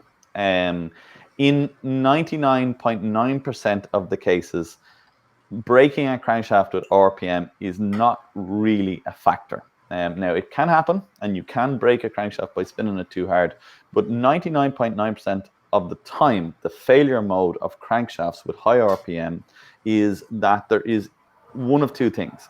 The crankshaft is poorly balanced, and therefore a vibration is set up in the crankshaft, which breaks the oil film between the bearing surface of the crank and the white metal bearing shell. So for Sometimes called anybody that resonance, right? absolutely. So for anybody who doesn't know, a crankshaft floats when the engine starts on a film of oil. It doesn't touch the bearings. So you've got white metal bearings that sit around the crankshaft and encase it. But those bearings themselves are not actually friction surfaces. The crankshaft does not touch those. It sits on an oil film, and it's the oil film that's the friction surface. If you're going to rev your crankshaft very hard, in other words, you're going to spin it very quickly, then the chances of that crankshaft coming in contact with either of those white metal bearing surfaces greatly increases. When those two surfaces touch, either the crankshaft or the white metal will wear, and then you start to increase the clearances, and then oil pressure will be seen to drop. And as oil pressure drops, then more chances for the crankshaft to come in contact. So, to try and answer your question based on that knowledge, I would be inclined to say that the number one thing to keep in mind if you're going to spin a crankshaft fast is that it needs to be as balanced as it possibly can be. Yep. Second thing to note is that Mini crankshafts oil their bearings through a portal that comes from the center main bearing out to the big end bearings. They are also floating. And as speed increases in a Mini crankshaft, centrifugal force can stop that oil from exiting where it should and creating that oil film. So cross-drilling the crankshaft is very important for high-speed crankshafts. As to the question, the other part of the question, which was whether or not, one of the crankshafts from one of the big producers, MED, Specialist Components, SH Engineering, 90% of the work that they're doing on when they rework a Mini crankshaft is one, to make it balance better, to feed oil better, and in some cases they harden the surfaces. Yep. Hardening the surfaces, this is to get it to last longer, but it's not really anything to do with stopping it from breaking. In fact, hardened cranks, technically speaking, could break easier than a normal tough standard crank. So yeah, that's Because my that kind of tensile load is that its ability to handle that tensile load is decreased yeah. the harder it gets, So right? With something that you can think of something like when you try and bend something very, very hard and you're trying to bend it, it's not going to slowly bend. It's eventually just going to snap. Where if you try and bend like silly putty or something that's very soft, it's just going to flex around. And now these are two extremes, but that same kind of concept is applied there. brilliant analogy. Totally. That is exactly it. So me as an engine builder, if I was speccing a crankshaft and you asked me to spec a crankshaft, what I would say to you is I would give you um, two things. I would say to you, how long would you like this engine to stay together for? And if you said to me, I want this to last as long as possible, then I would say to you, one of the modern steel type crankshafts is a very good idea Mm-hmm. because they are new. And it's the newness that's what is actually brilliant. It's not the material it's made out of, it's not the procedures by which it was made, it's just that it's new metal, and new metal You're has a talking one of the longer multi-web period of ones, time. right? Either or the No, ETOB, something like that. I'm more talking about say, for example, EN40B standard steel Mm-hmm. crank. That would be the same Got it. profile as an original mini crank, but new. Okay. Maybe they are either CNC made or they're made by, let's say, somebody like, an old forging, like was very common there for a long, long time. Was Farndon cranks had Hmm. the original forge patterns from Rover, and they were Oh churning wow. out EN40B cranks in those forgings. So yeah, they are fantastic because they're new. And look, you've got to think about a crankshaft like the way if you had one of your teaspoons from your kitchen, and the crank is continually bending, like Cole said, and it's causing problems inside the crank. And Metal fatigue. Mm-hmm. yeah, totally. A new teaspoon is going to take a lot more bending than one that's been bent for years and is just on that point. And if you've got an original mini crankshaft from the 70s, it's gone through a lot of cycles. A lot. A lot of teaspoon cycles. So A yeah, lot of the teaspoon cycles. cycles. the Oh That's a man. technical term between engine Oh builders that okay. I've accidentally slipped now and put it in the public domain. But Oh, anyway, to to finish that question from my end, the multi-web crankshafts that are on the market now for some thousands of um, mm-hmm. euros, dollars, etc. I would be inclined to say that they are a completely different departure, and their design is by trying to straighten up the crankshaft and by trying to reduce the harmonics through the crankshaft to make it last Yep. longer and be more in By balance. widening it as much as you can in those webbings, basically, is my understanding. Yes, and bringing the balance weights so that they're in a much better position. So they're either side of the Mm-hmm. conrod at the bottom of its cycle. So when the rod is at the very top, the weight is perfectly at the bottom. In a mini, that's Yep. not really the case for the Yeah, they're center kind of rods. askew. Yeah. I do want to take a minute here. Jamie, thank you so much for the donation, the super chat donation. Oh wow! And Thank you so he much, Jamie. says, That is "You really guys very much rock." appreciated. Cole, you inspired me to get an '84 Mini, a Mini Mayfair, and start working on it about myself, not knowing anything about cars. So thank you for what you guys do. Well, thank you. That's very nice of you to say, and I'm glad that it got you into minis. That's what the channels are about. I think, Paul, you probably feel very similarly. Our channels are about getting out there and getting your hands dirty.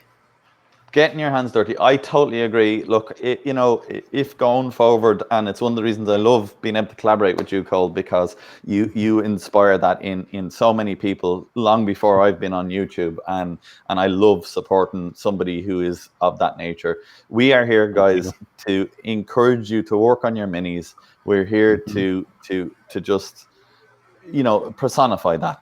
Your garage is a place where we all can go and hang out and have a good time, and Yep. there'll be days when that will not seem like it's the case, and that's why we're here as well. So you can Yep. you can come and have that chat with us, and we're going to probably end up doing the same to you. This race car, this is a really good example. It went out 2 weekends ago, and it made it around for less than 6 laps before it decided to break itself.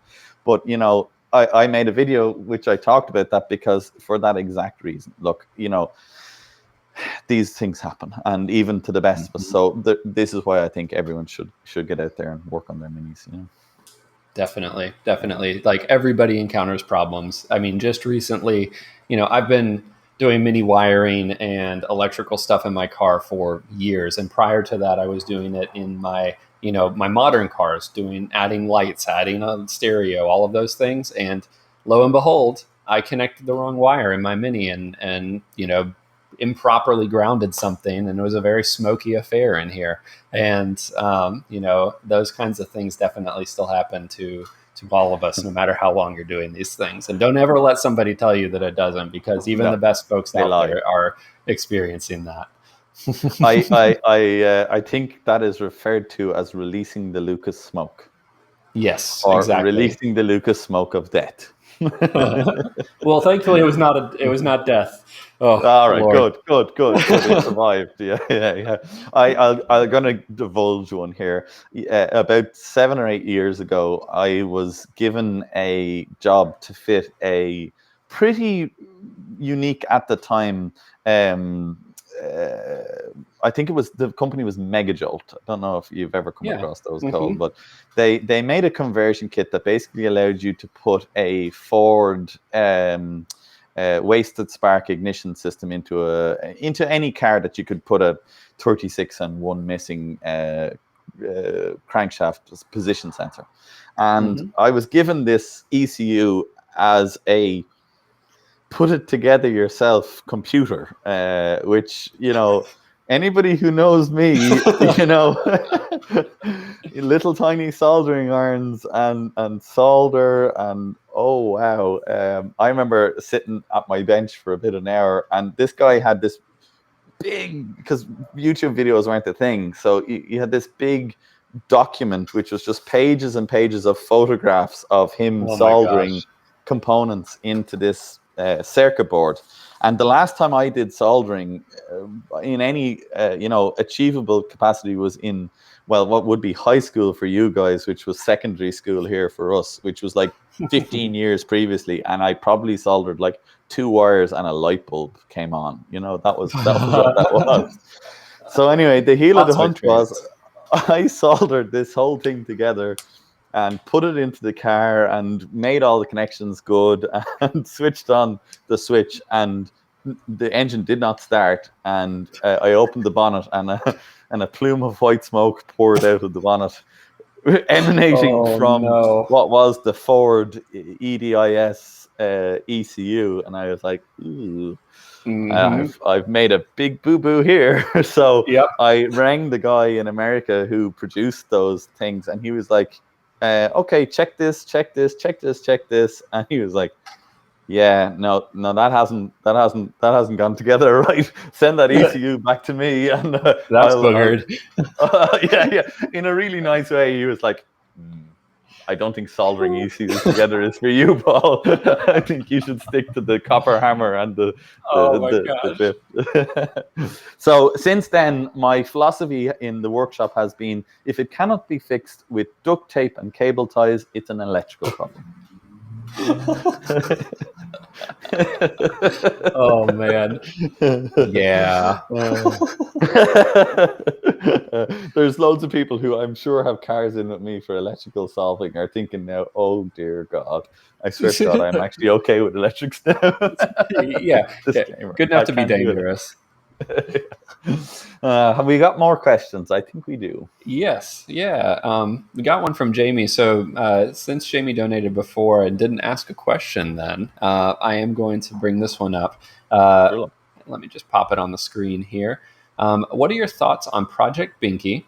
And you guys should invite them for an interview. Well, I would absolutely love to have them on for an interview, but I have to figure out how to get a hold of them, and then whether or not they decide to join is another question. At IMM, I think it was 2018. Billy, if he's still on air, will correct me because I dragged him there. But the Project Binky guys were in the big red barn having a good old Irish shindig. Oh, 2017. Thanks, Billy. Having a big old Irish shindig, and I got chatting to one of them who, God love him, he'll probably not remember because there was very little chatting and lots of drinking happened. But I would love to have the Project Binky guys on here. If you guys ever watch our stuff or listen to this, please, we would love to have you on here. I love Project Binky. Out straight. I do love too. it. Yeah, I There's absolutely love it. not only is the subject matter incredibly interesting, but the delivery of that subject matter is incredible. The quality of work is incredible, the attention to detail, and the way that they make even the kind of what I would consider what is very difficult to film, speaking as someone who makes videos, like electrical work is a perfect example. They made the wiring of the Mini interesting somehow. And I like mind blowing to me because I'm over here like, and this is where you grip the wire and plug it in, and then I'm just like, oh my god, I wouldn't watch me right now. I love that. It's the exact same for bracketry, right? I don't know how many videos that we have been making where I've been like, and now we just need to make a bracket, and Billy has been like, we're not filming it, Paul. We're not doing it. This is the most boring thing I've ever seen you do. This is not making it to the edit, So I completely agree. Those guys have an art of storytelling that is as good as their ability to build a Mini. And, if you look at their Mini, I hope that's a testament to them in every shape and form. I love it. I absolutely do. So, Go Project Binky. I wish, they made more videos. I do. I have to put that one out there. I wish they had made more videos, but I know how difficult it must be. It must be incredibly difficult to try. I mean, just thinking about watching the edits they do and having that editing experience, and then I know Billy, you're thinking the exact same thing. The amount of time it must take to edit their videos must be. I mean, even if they are pro editors, it must be astronomical. I mean, I can't even imagine. I totally agree. At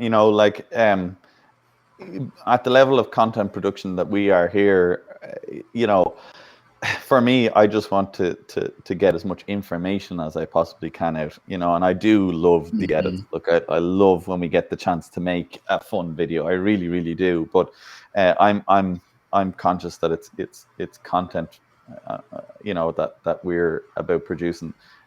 I cannot. We made one edit a couple of weeks ago, where we were stripping the clutch off a Mini, and I think we spent literally that whole day in the workshop filming over and over and over and over again to get what wasn't even 40 seconds. It wasn't even. Seconds. And so, it's like, I don't know. I'm sure you probably experienced this. While you're working on stuff, or you're like, oh no, wait, we need to do that again. Let's go through that one again, or oh no, let's switch the angle on that. Like when I was filming the gearbox how-to videos that I made, I guess about a year or two ago. It was that. I mean, it's like every single time I would go to do another job, like, oh, I'm going to hammer this drift out. Oh no, I need to move the camera so you can see the drift. Or I need to move it so that the gear's in frame, so I mean, you're not just seeing like my hands up in front of you the whole time or something. So, Or you can just watch my YouTube version of it, and it's just like, just imagine what's going on behind my hands here. Well, it's so hard because it's like the Mini gearbox is so small, Yeah. What I'm going to do is eventually, I'm going to just, because I take so many Mini gearboxes apart, you're going to have to piece together all my videos. That someone's going to have to do that. Yeah, they're going to have to watch 1 minute of this one, 1 minute of that one, and eventually they'll see how it all comes apart and goes together. Yeah, they'll all at some stage, at some stage, I'm bound to not have my hand in the way. Well, I mean, to be honest with you, some of my more recent videos, I've had various kind of external life things that have been preventing me from building and doing things in the garage. And like I'm building an engine right now, and the video is going to look like it was all shot and, in one continuous thing. But in reality, it was, probably 10 or 11 days over the course of 6 months, so it's pretty crazy. Totally, yeah. Like you heard me say that about the engine build for that race car. That's exactly the same thing, because I was building it it got done in segments, evening by evening. Mm-hmm. But it's going to get released now in a couple of weeks' time, and it'll just look like we built it here in 2 days. The secret is in the hair. Look at the Oh, yeah. I don't have any hair. excuse. I'm gonna wear a hat. Actually, I should have wore a hat for the whole thing, and no one would ever be able to figure it out. It all happened in the one day. Continuity. It's just my hair that lets me down. Yeah, damn it, hair. Well, you just got to Yeah. be like me and start to be balding. So, Oh, it's I mean, doing it itself. I don't have yeah, to. I don't need to help it along. It's working it's away on that funny. itself. You go back in my videos to the stuff like when I first started, and I have like longer hair, and I have more right here, and it's pretty crazy. I'm also a little bit like more round. It's Yeah, it's funny I'm when I just go look back. progressively getting more round. So yeah. Yeah. 10 years from now, it'll just be like, Jesus, look at him when he used to be skinny. Oh, remember when he could actually sit in a mini? That was amazing. Oh my God. Oh, yeah. So good. Yeah. Yeah. Did he get a bigger workshop for all the projects? No, it was for him. It was just for him. Yeah. So he could Yeah, fit. we can't use the bucket seats in the car anymore. We got to start using like the ones without the bolsters. Why did Paul get into Land Rovers? Because he fits in them. Yeah, I'm going all American on it, and you're going all European on it. Yeah. It's all the Yeah. olive oil. It's the olive oil. Oh man. All righty. What Have are the we any other questions questions for that you? need to be answered? Oh. Yeah, it looks like the chat has started to slow down a little bit, but if Okay. folks have questions, we're definitely here for Yeah, we've got little bit longer. there's like 34 of you. You guys must have questions. Yeah. Come on, guys. Oh man. Well, here's a good one. This one is, what do I do with the purge lines from the fuel tank when removing the carbon canister? I've not seen a car that has that, if I'm honest with you. Okay, so MPIs have carbon canisters. MPIs and That would be why I SPIs haven't have seen carbon it. canisters. So yeah, you're gonna experience it though, because I think you might be going to be delving into the world of MPI or SPI fuel tanks. Are you, Cole? Yes, Maybe but it's I coming wasn't planning on adding any sort of carbon canisters or anything. No. Maybe I need to think about that. Yeah, maybe that's coming up. If you're going to remove the carbon canister in your MPI, yeah, you've got the purge line is coming from the tank, and it's a gas vacuum line. So if you block it off, you've got to be very careful about making sure that air can get into the tank.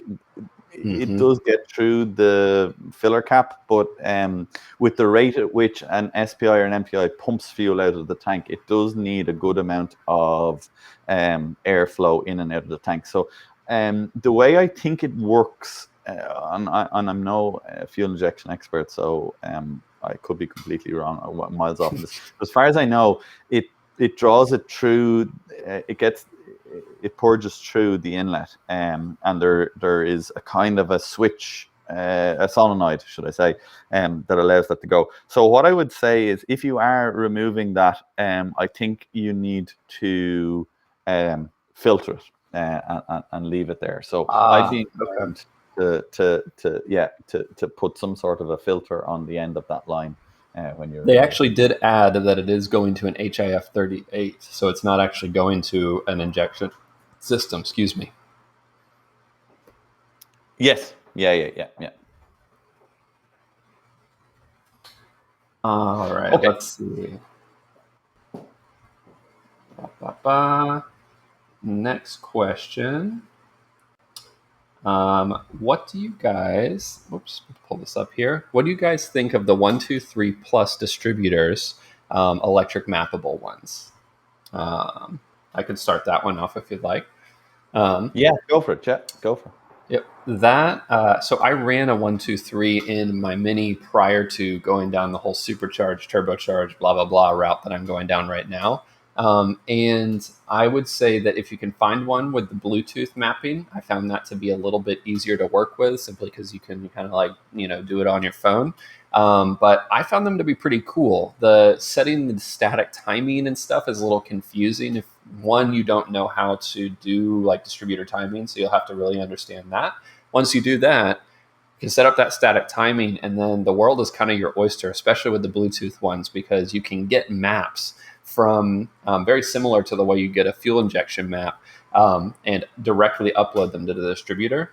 I genuinely don't know how they adjust that curve in the way that they do. It's very interesting, but I love them. I think they're really cool, and it gives you that expandability. Basically, one distributor to rule them all.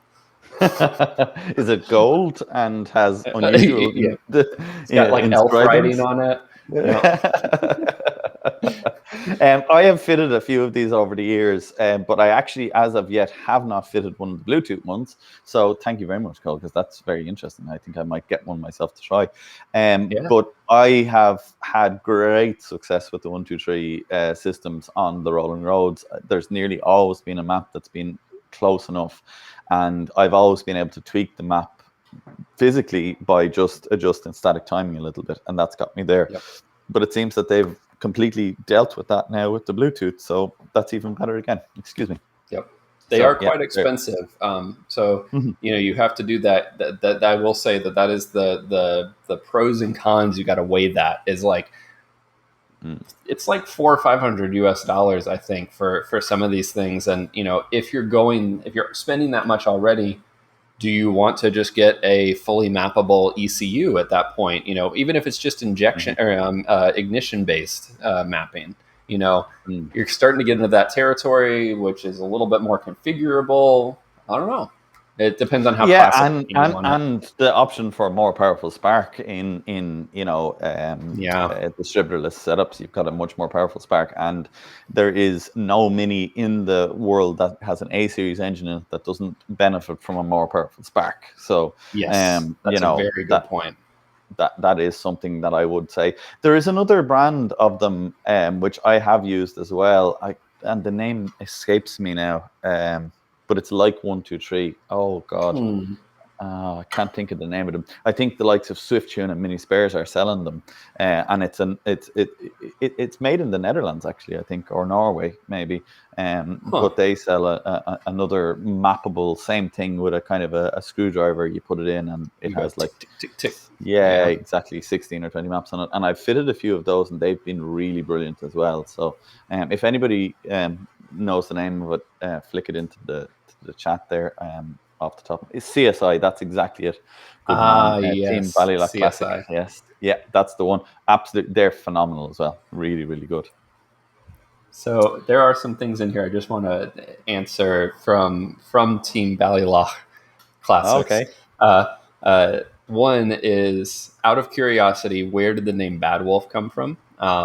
That name for the mini was provided by my lovely wife. I am a big Doctor Who fan, and for those of you who don't know, Bad Wolf was a theme in the David Tennant years, or was it the Christopher Eccleston? I don't remember now, but the name, she got me a plate, and it's actually this plate right up here. That was the original Bad Wolf plate that she got me, and then people saw it on YouTube, and it just kind of stuck, and now it's always been Bad Wolf.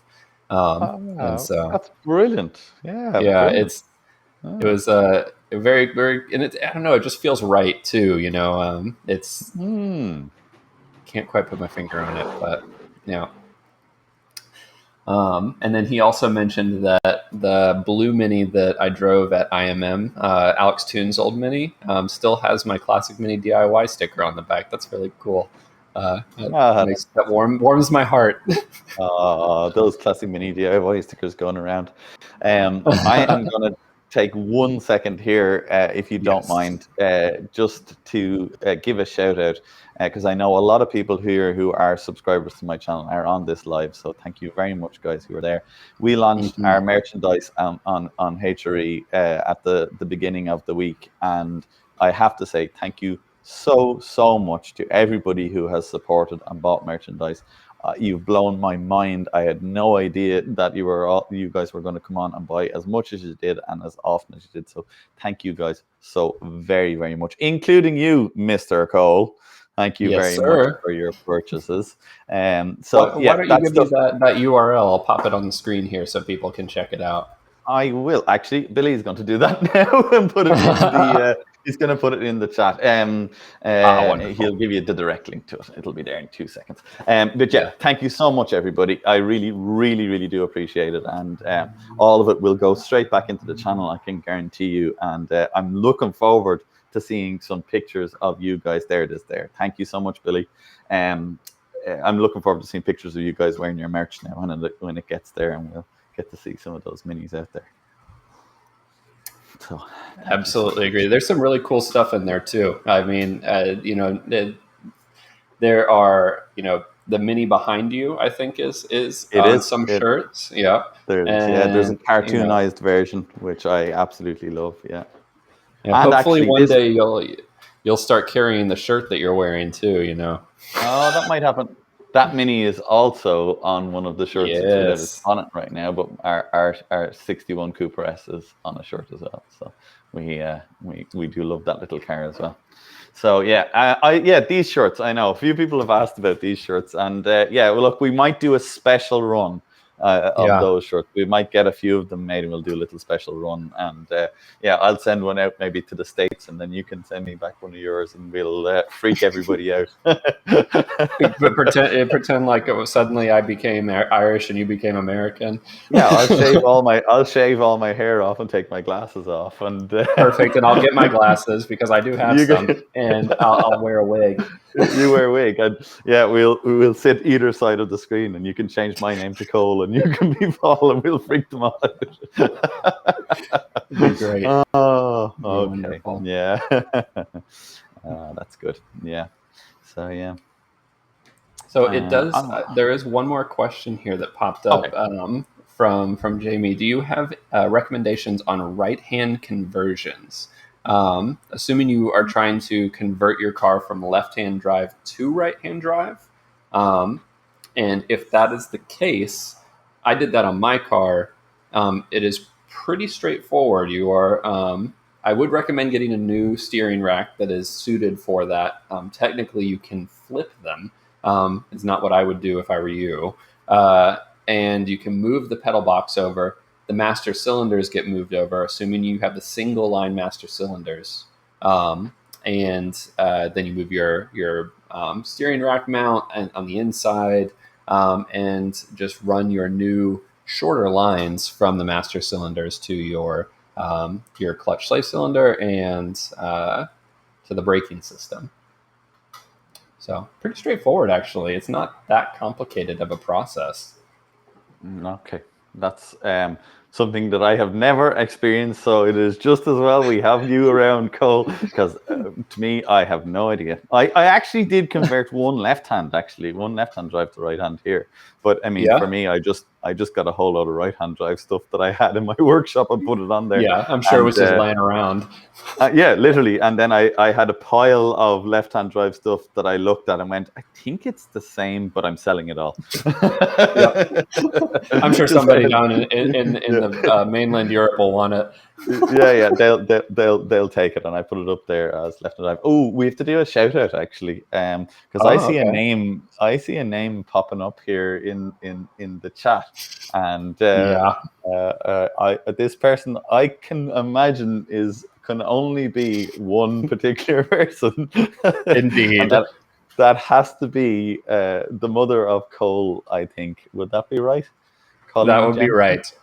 It's either your sister or your mom. So I reckon. She'll love you. I can't see that picture, but hello, Mammy Cole. And you are absolutely right. He is a lovely young man, and if he is of your stock, you did a right job raising him, because he's a lovely human being. And that is indeed my mother. That's very nice of you to say. Yeah. And I suppose I would be killed stone dead if I didn't shout out my own mother. So Mary Hickey, hello. If you're watching, God love you. But hello, and we'll see you around. She puts up with all the minis and a garden full of cars on a regular basis. So does she live nearby? Shout out to the Mary. Oh, literally, we live on the same piece of land. So nice. my parents' house and my house are on the same piece of land. So the property is strewn with bits of minis and Land Rovers. And she must love you a lot. Oh, she must love me a lot. Yeah, I often think if I had a son that did that, in some other shape or form with like footballs or something like that, I don't know what the equivalent would be. I'd kill him stone bloody dead. But yeah, she somehow manages to put up with me. So yeah, big shout out Amazing. to Mother Mary. Yeah.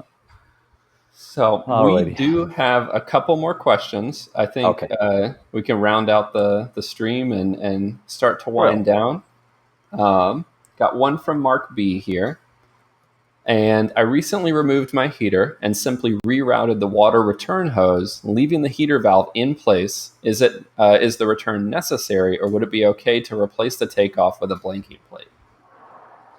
Oh, that's a very interesting question. I have an Um, opinion about that. I'll let you start though. go. No, you go, and let me Oh, okay. think. Um, so in my opinion, because the Mini is not especially good at getting coolant to every portion of the head, um, I lean in the realm of continuing to get more fluid flowing out of the head. So keeping that return still channeling water where the heater circuit would have been into that return, just as it would have been from stock. Blanking that plate technically would force the fluids to avoid going out that circuit and to the pickup of the radiator. But I don't think that. I think you're getting more of that hot coolant out of the head quicker, which I think would be better.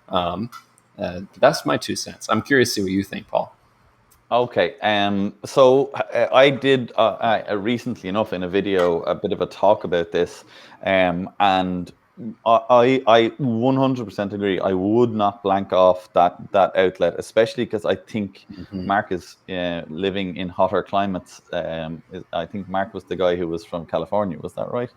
Or maybe I'm wrong now, but I do think from hotter climes. So what I would genuinely say is that I would not blank that off.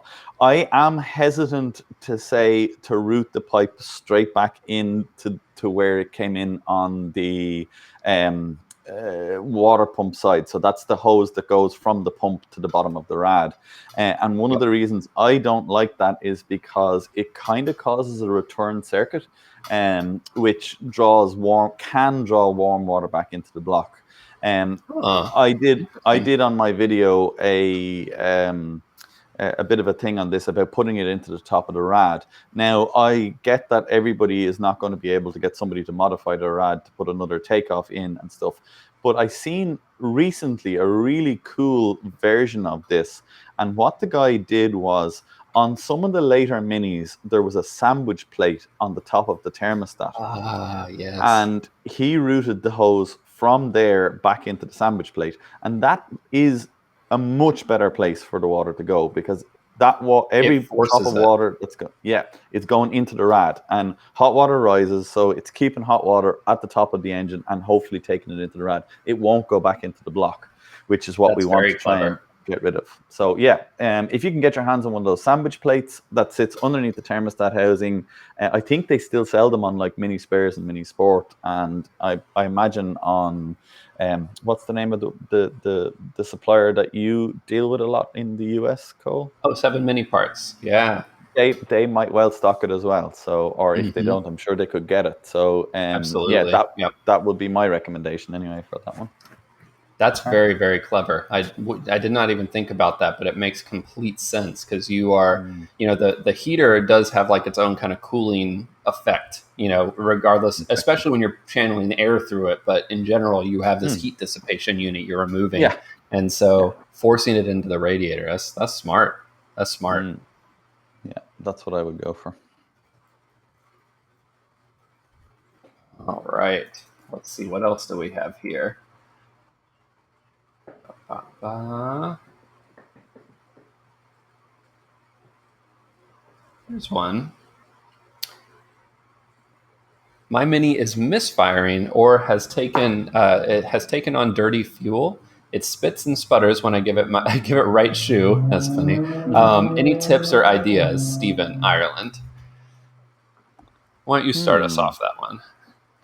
Okay, so it's misfiring. It has.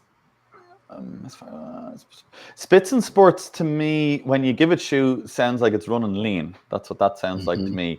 Generally speaking, if you give it a boot full and it spits and spurts and makes banging noises, especially if it's coming from the carburetor, that sounds like it's running lean to me. If it had taken on dirty fuel, I'd be inclined to think you've got a blocked jet in your carb, or you've got silt or dirt in your float bowl. Is it a HIF or a HS carburetor you have, if you know?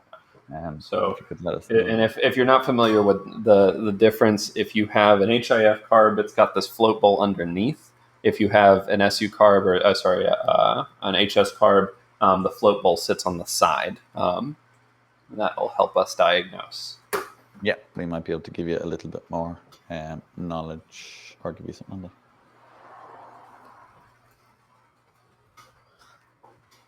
that. Okay. We'll give him a minute. Oh, there we go. Perfect. HS. Right. It's a HS carb. So what I would recommend you do is, when the Mini is absolutely stone cold freezing, there is 3 screws on the top of the HIF carburetor, or the HS carburetor, should I say, excuse me, and it'll be on the float bowl. So it's the bit that sticks over the side with the fuel pipes going into it. If you pop out those 3 screws and lift off the lid and have a look in, you're seeing where the fuel is stored in the carburetor while it's waiting to be used by the engine. If that's full of dirt and muck, then you're going to need to clean that out and thoroughly wash out up to the jet. Another way you can do that is if you take off the if you take off the dash pot, which is the bit that sits on the top, if you take that off and have the cap off, you can use something like carbon choke spray to spray down the jet and blow the dirt back into the float bowl, where you should be able to clean it out with a rag or a cloth of some kind. Yep. And to add to that too, in the where your float moves up and down, there is a little valve called I think it's called a Viton or Viton valve. That itself can get gummed up and get stuck. You'd have kind of different behavior. Actually, you probably would have more of a rich behavior, but I would just make sure that that's cleaned as well while you have it open. And the seal on that float bowl, they are very, very thin and delicate.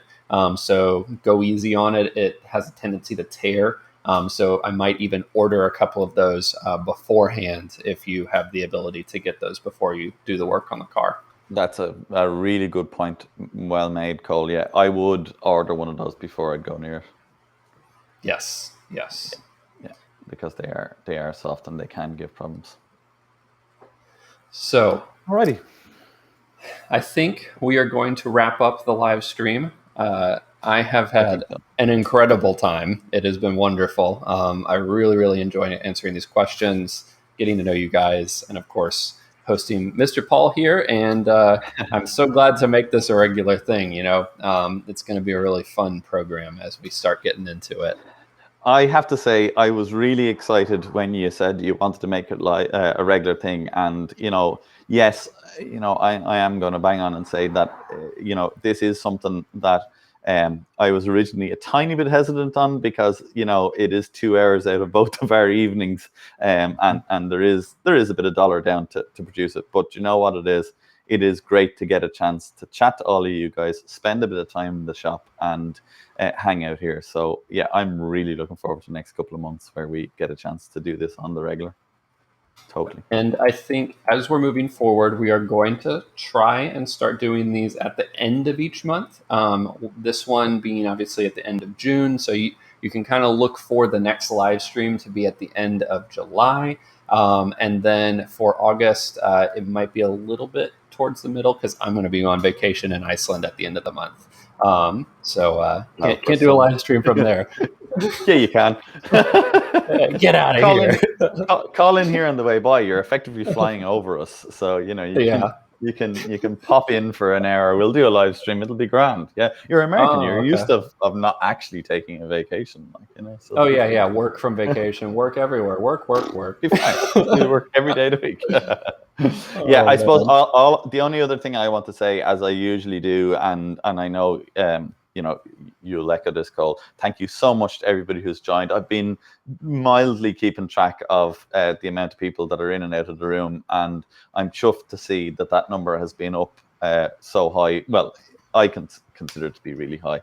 So thank you guys all absolutely. so much. And I'm seeing the same name that was here 2 hours ago, which, Yep. well done, you guys. There is no way I'd have watched 2 hours of me yattering on. So thank you so much, everybody who has done that. I do really greatly appreciate it. So, one thing I do want to mention before we wrap this up is that, as we said a moment ago, Paul did just launch his merch store. If you want to help support his channel, check that out. Same thing goes for my channel too. I have a merch store, but I want to share that love. Paul has some really incredible stuff and some really, really great informative videos. So definitely check that out. I can't wait to get one of those posters of yours up here in the back. So that is Oh, definitely yes. going to be ordered very shortly, because they are absolutely class. So yeah. And we'll give Lewis one more shout out. There he is there. Thank you for the Yep. evening. Thank you, Lewis, for all of your help and all your support. And we really look forward to it. And I suppose we'll finish as well. We'll give Bill another shout for that really cool, epic intro we have. Thank you very much, Billy. And thank you for helping with the moderation as well today. Yep, exactly. Thank you, Billy. So, yeah, I think I'm going to finish this with, I'll see you guys on the next one. Yep, and you guys know the drill.